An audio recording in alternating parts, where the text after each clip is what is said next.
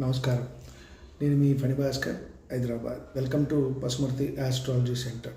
ఈ వీడియోలో మనము రవిగ్రహం వల్ల వచ్చే వ్యాధులు, అలాగే ఇందాక మనం చెప్పుకున్నాం కొన్ని శరీర అంగములు, వాటికి సంబంధించి ఏమైనా సరే మనకి ఇబ్బందులు కూడా వస్తూ ఉంటాయి.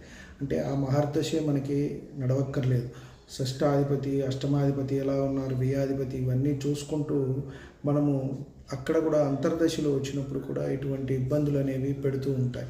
ముఖ్యంగా రవికి సంబంధించిన వ్యాధులు వచ్చేటప్పటికి పిత్తానికి సంబంధించిన వ్యాధులు, హృదయము, కుడికన్ను ఇందాక చెప్పుకున్నాం. అలాగే ఎముకలు, జ్వరాలు, తెలియని జ్వరం వస్తూ ఉంటుంది. మనం టెస్ట్ చేసుకుంటే అనారోగ్యం ఏమీ బయటపడదు.